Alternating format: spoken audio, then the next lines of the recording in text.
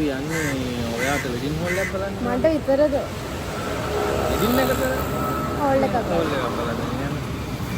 මං හොටෙල් එකක් හොයාගත්තා river Park එක. හැබැයි ඩේට් චේන්ජ් කරලා රිවර් පාක්ට ඇඩ්වාන්ස් බැන්දා. මං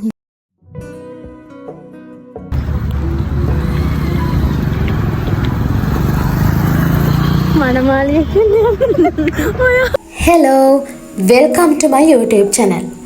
ඇත්තට මං හිතුවා මගේ වෙඩින් එක දක්වා මං එකතු කරගත්ත පොඩි රෙකෝඩින්ග්ස් ටික එකතු කරගෙන vlog ටිකක් හදන්න ඕනේ කියලා. මොකද ඒක කාට හරි කොයි වෙලාවකම හරි වැදගත් වෙයි කියලා හිතපු නිසා. ඇත්තට මට මුලින්ම තිබුණ ලොකුම ගැටලුව තමයි වීඩියෝ එක පටන් ගන්න වෙලේ කිව්වා වගේ හොටෙල් එකක් බුක් කරගන්න එක. ඇත්තට මේ හොටෙල් එක බුක් කරගන්න ඕන නිසාම සමහර වෙලාවට ඩේට්ස් පවා චේන්ජ් කරගන්න සිද්ධ වුණා. මේ තියෙන්නේ හික්කඩුව හොටෙල් රිවර් පාක්. ඇත්තට මම මේකට මාර ආස වුණා බලපු හොටෙල් වලින් මං හොටෙල් 5-6ක් වගේ ප්‍රමාණයක් තමයි බැලුවේ. බලපු හැම දෙයකින්ම හරිම ආස හිතෙන පරිසරයක්, ඒ වගේම හරිම කාම් වයිබ් එකක් තිබුණා මෙතන. ඉතින් ඒ නිසා මම හිතුවා හැමදේම පැත්තකට දාලා මෙතන බුක් කරගන්න ඕනේ කියලා. මේ වීඩියෝ ක්ලිප් වලින් නම් පේන්නේ මගේ ෆොටෝ ලොකේෂන් එක. මෙතන ලොකේෂන් එකත් කවුරුත් දන්නේ නැති බත්තිකම විලා කුඹුර හරිම ලස්සන ලොකේෂන් එකක්. අද මමයි අම්මයි සාරි එක බුක් කරගන්න. ඊළඟට ලොකුම ගැටලුවනේ වෙඩින් සාරි එක බුක් කරගන්න එක. සාරි ගාණක් බලලා අවසානයේ හිතුවේවත් නැති විදිහේ සාරි එකක් තමයි මම බුක් කරගත්තේ. ඉතින් මේ අම්මත් එක්ක මුලින්ම ගිහිල්ලා වෙඩින් සාරි එක බලලා යන ගමන්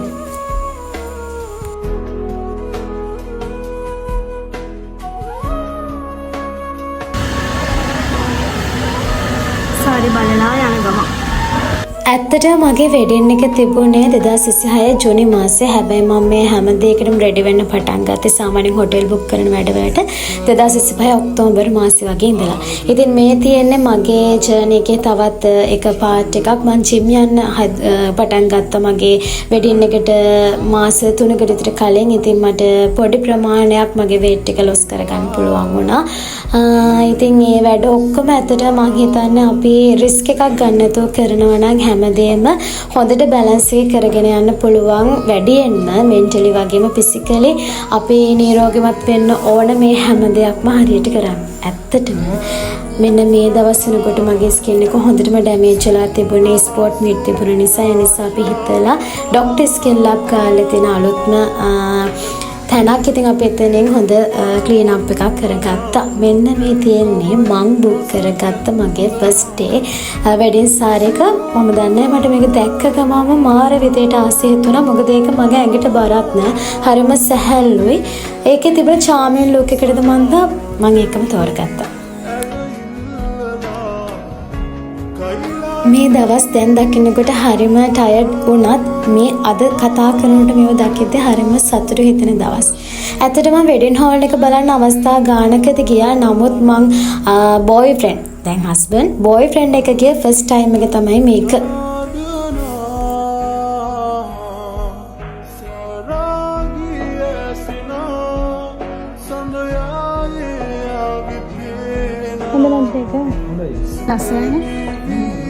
ඒ වැඩවලින් පස්සේ මම ප්‍රී ෂූට් එකට සාරි ගන්න, පොඩි දේවල් ටිකක් ගන්න මම කොළඹ ගියා. ඇත්තටම ඒ වැඩ ටික අම්මගේ සාරි මේ හැමදේම කරගෙන යන මට අක්කා ලොකු හෙල්ප් එකක් දුන්නා.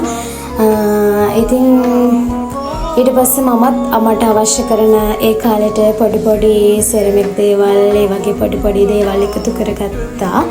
ඉතින් මේ තියෙන්නේ මම මගේ ඊළඟට ලොකුම චැලෙන්ජ් එක තිබුණේ මගේ සෙකන්ඩ් ඩේ එකේ ඩ්‍රෙස් එක ඩිසයින් කරගන්න එක. ඉතින් මම ඇත්තටම කුරුණෑගල පවා ගියා බොයිෆ්‍රෙන්ඩ් ගේ පැත්තෙන් හරි සාරි එක හෝ ඒ ලෙහෙඟක බුක් කරන්න කියලා. හැබැයි ඒකේ තමනත් වැඩක් වුණ නැහැ. මගේ හිතට හරියන ඇඳුමක් මට බුක් කරගන්න බැරි වුණා.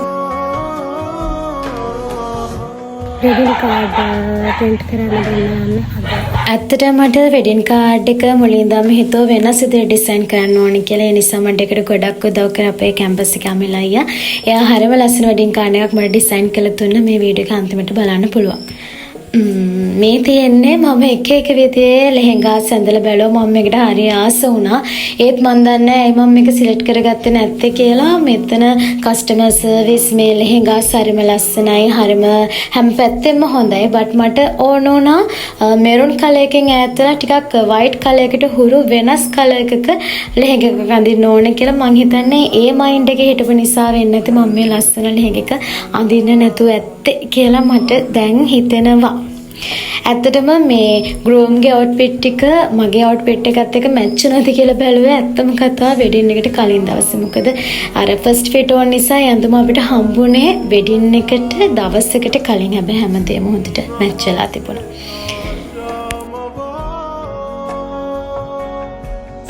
මේ අපේ පන්සලට ගිහිල්ලා අපේ හැම දෙයක්ම හොඳින් සිද්ධ වෙන්න කියලා අපි දෙන්නත් එක්ක බුද්ධ පූජාවක් තියලා ප්‍රාර්ථනා කරා. තියෙන ප්‍රශ්න හැම දෙයක්ම විසඳලා ගිහිල්ලා අපේ දවස ලස්සන දවසක් කරගන්න අපිට පුළුවන් වෙන කියලා.